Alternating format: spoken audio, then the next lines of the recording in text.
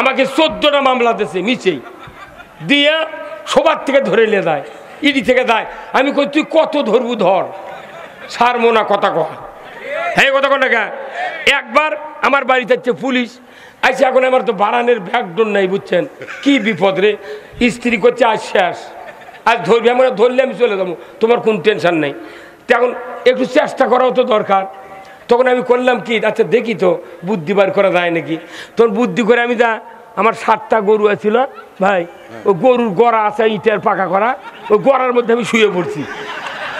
আমি চিন্তা করি বাড়িটা গাছিয়া তালা তুলে দেখতে পারে, গরুর গলত তো দেবে না। তখন আমি গরুর গড়ার মধ্যে শুয়ে পড়ছি, গরু খেলে আমার সঙ্গে আর খালি দুই দিক তাকায়। তখন আমি ওর মাথার দিকে হাত বুলাছি, ভাই ওই গরু রাত্রির গুণ দেখবার ভাই। তখন আমার দেখে বুঝা পারছি কে তোমার মালিক, কে জীবনে তো এরকম কাম হয়নি, গড়াত খেয়ার থাকে মালিককে। তখন আমি চিন্তা করছি, আল্লাহ তোর এতই কুদরত আল্লাহ। আহা, ওই যে একটা বটতলা একটা পত্রিকা যায় নির্বিঘ্নে শুয়ে থেকে ঘুমাচ্ছে, উপর দিক থেকে চিন্তা করছে যে এত বড় গাছ, এটার ফল হচ্ছে ছোট্ট না, আর তালের গাছে এক পায়ের উপর দাঁড়িয়ে থাকে, তারই বড় বড় তাল, এটা আল্লাহ ঠিক করেনি। এই কতি একটা বটের গাছের ফলে সব লাকত পড়ছে। তখন লাকত পড়লি, তখন এনা লাগিছে, তখন কোথায় আল্লাহ বাঁচাছো তুই, যদি তালের লাগানো হলো নি কথা কর, তাহলে আমার লাখ মুখ গুঁড়ো হয়ে গেল না, কথা ঠিক কিনা। তখন আমি চিন্তা করি, আল্লাহ তোমার শুকরিয়া আদায় করে শেষ করতে পারবো না। আজকে গরুর গলে ছুঁয়ে আছি, তুমি যে গরুর জবান দাওনি, এই দিন আজ বাঁচে কেন? যদি গরুর জবান থাকতো, ওই মোবাইল করে পুলিশ করলেনি, এটি শুয়ে আছে। হ্যাঁ কথা কর, কারণ বাংলাদেশের গরুগুলো আওয়ামী লীগ করছিল। হ্যাঁ কথা কর। উনি কি কয়, হুজুর জেল খাটা সুন্নত, তে তুই এত বড় সুন্নত ছাড়বু গা, তোকে মাই করে দিয়ে তুই আসবো, চ আমি আর ভুট্টু ভাই মিলে জেলে ঢুকে দিয়েছি, চরে চ 4 দিন থাকলে ভোগ মা কবুরে। তাই করছে সুন্নত, আহা পড়ার কান্দে ভাল ভার যায়, তেলের মতো মনে হয়। বাবরে বাংকে হচ্ছে কি রে জিনিস, তো তুই না ভাল নিয়ে দেখিস ঠেলা কাক কয়। হ্যাঁ কথা বল। এই বগুড়া জেলার বগুড়া সদরের একটা বিএনপির নেতা, নাম হলো মাসুদ কমিশনার, 123টা মামলা।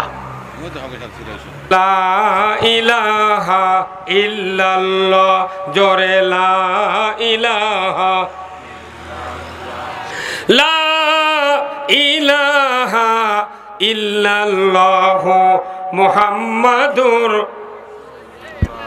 মুসলিম, আমি সৈনিক, আমি চির রণবীর, আল্লাহকে ছাড়া কাউকে মানি না, নারাই তাকবীর।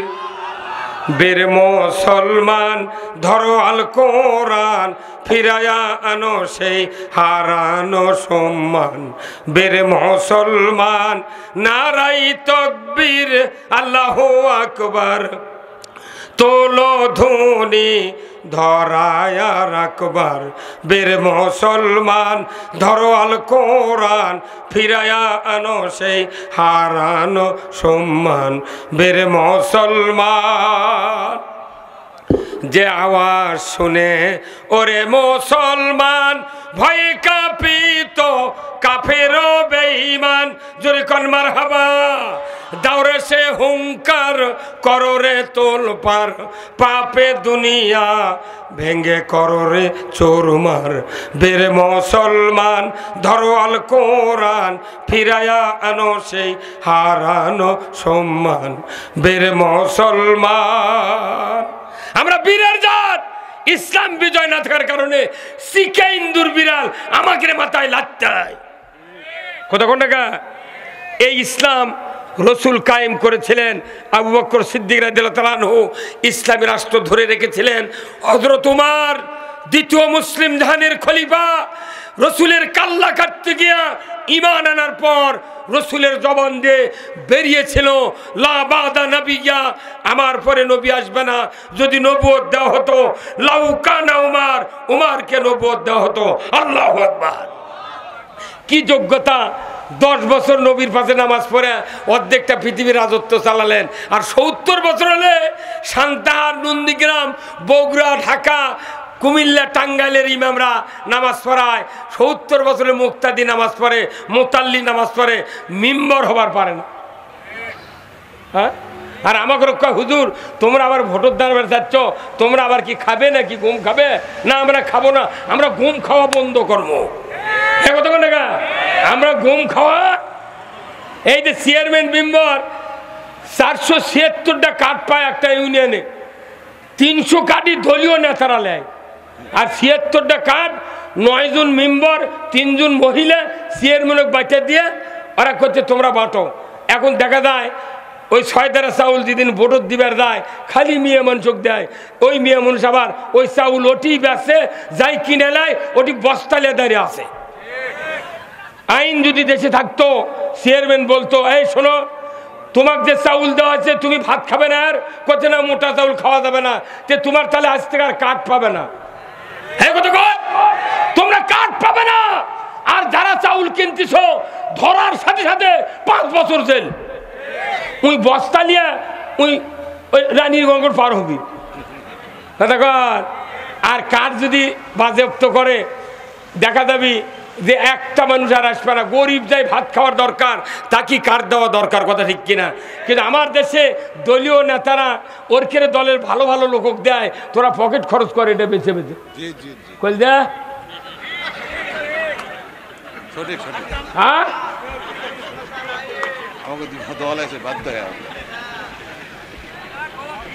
নামাজ রোজা জেকেরের বক্তৃতা দেশ ভালো হবে না, গরিবের দুঃখ বলা লাগবে, কথা ঠিক কিনা?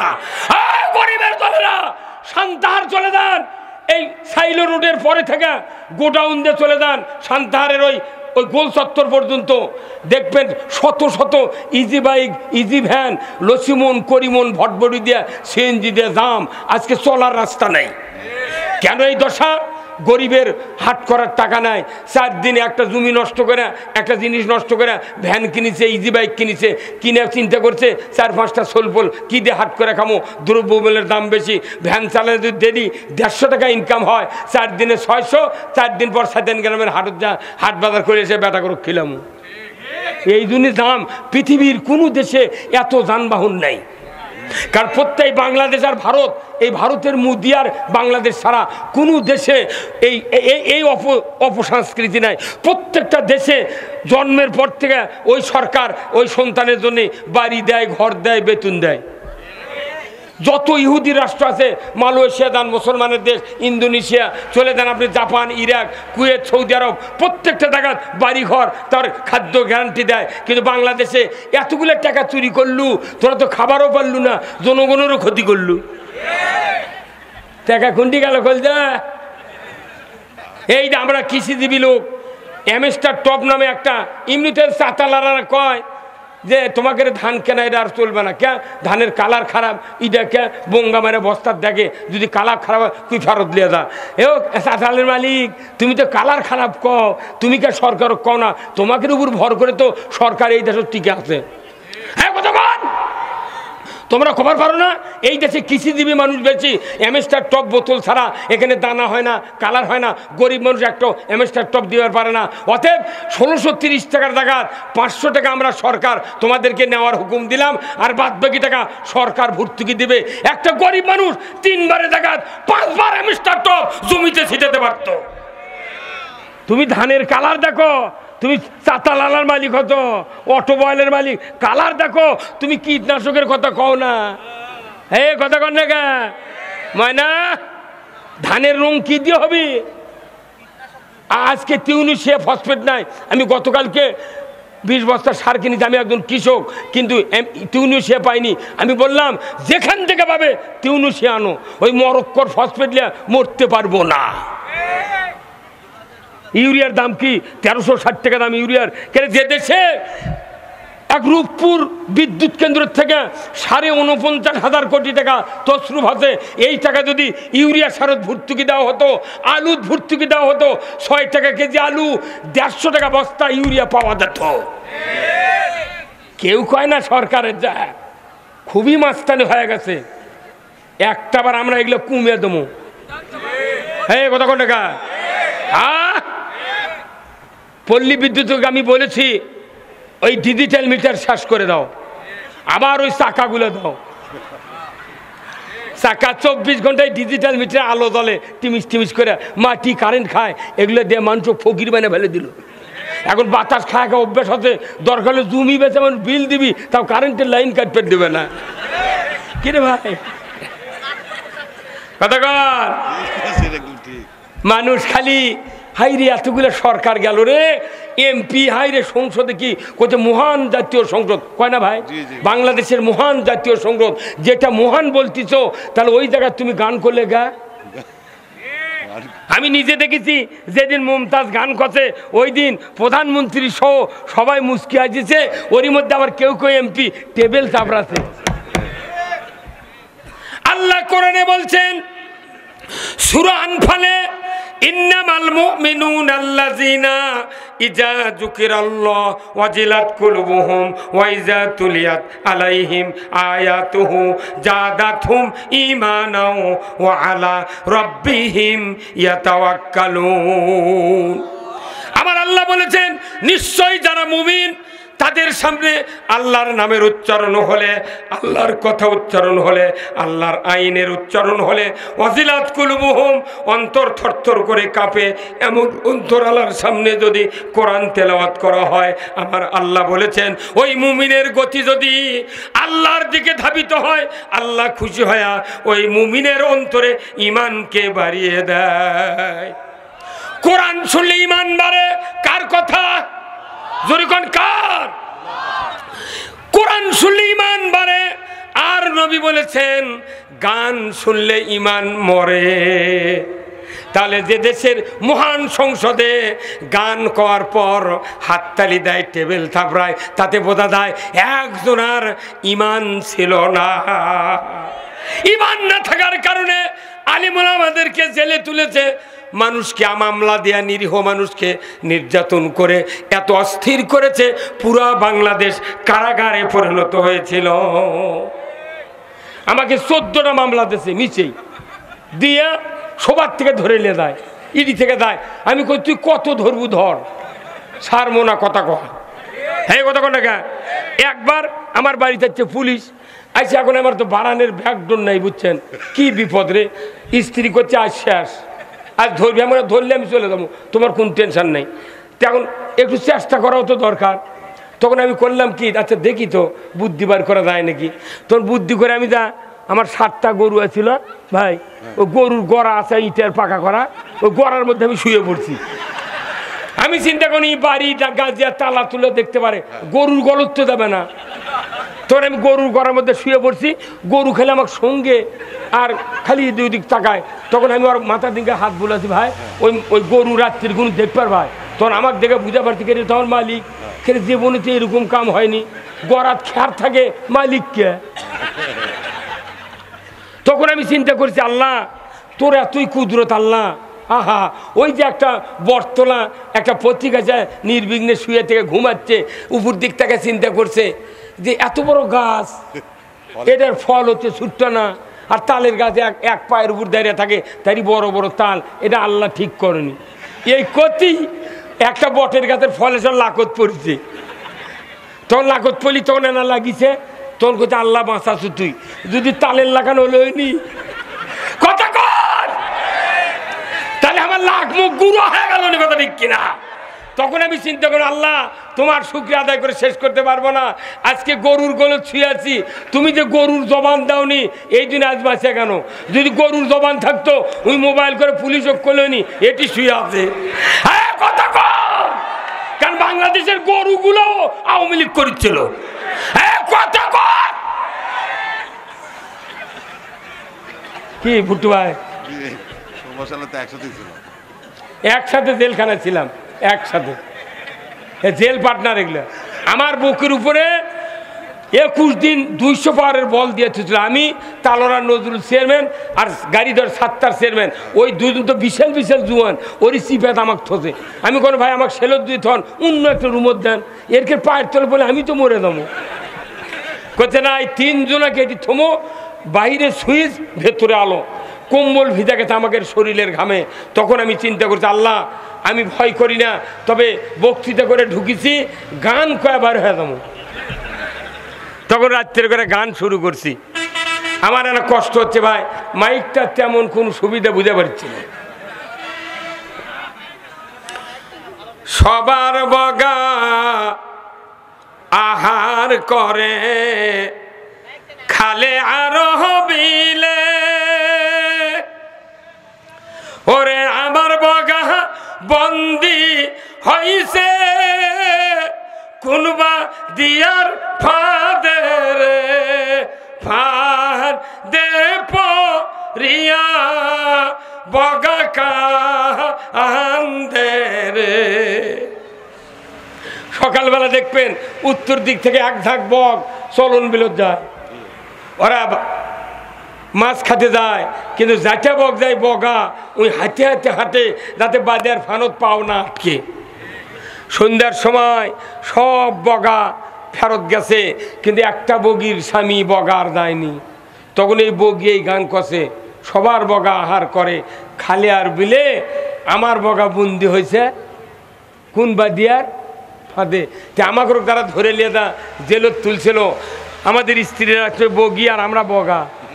কিবা আমাকে বৌসল কান্দিনী ময়না, উনি কি কয় হুজুর জেল খাটা সুন্নুত, তে তুই এত বড় সুন্নুত ছাড়বু গা, চ তোকে মাই করে দে, তুই আসবো চ, আমি আর ভুট্টু ভাই মিলে জেলত ঢুকে দিয়েছি, চরে চ 4 দিন থাকলে বোক মা কবুরে, তাই করছে সুন্নুত।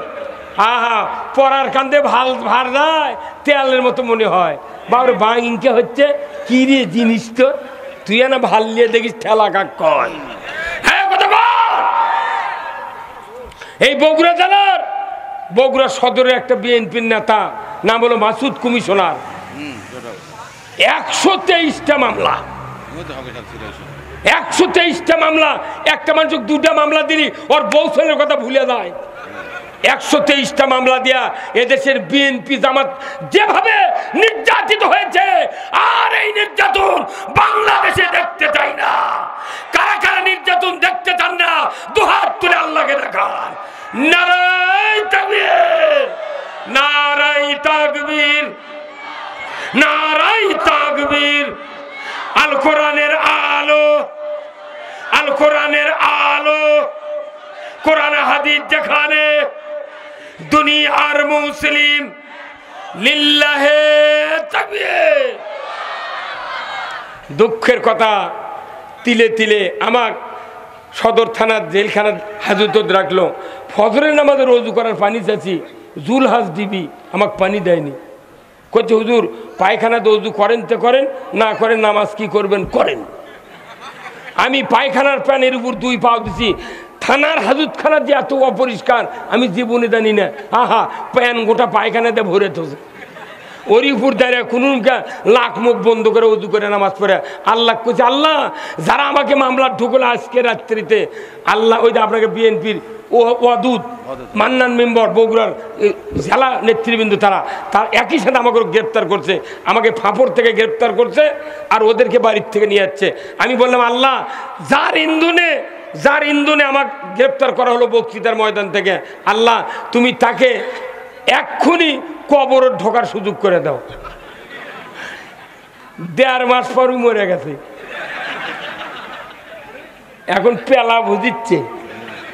এই কথা কন আমার পরের দিন থানার জেলখানার সদর থানার হাজতের সামনে গেটত যা করছে, হুজুর সামান্য না লামসাম মামলা দিছি, এটা 2-1 দিনের মধ্যে বাইরে হয়ে যাবেন। 26 দিন হাজত খাটিছি, 62,000 টাকা রাহা খরচ ফেরত দিছি, তাও বারান্দা না 1,20,000 টাকা খরচ করে হাইকোর্ট থেকে জামিন নিয়েছি। আমাকে একটা জামিন বগুড়া দেয়নি। আর ই করছে তোর নামে দোয়া করছি, হুজুর টাকা অত নেন কে সবাত 32 লাখ টাকা পুরেছি, সেগুলো কি ভেউ বেচা তুলমু কি ভাই কথা কন না?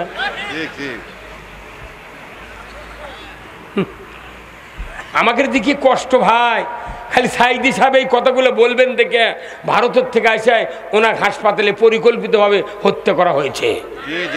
সাইদির মতো লোক যদি বাড়াতো, যমুনার ওই পার একটা সভা এই পার একটা সভা করলে সারা বাংলাদেশ একবারে দখল। তাতে মিজানুর রহমান আজারি যে কাম শুরু করছে, এক সাইদি গেছে 1200 বানিয়ে দিচ্ছে।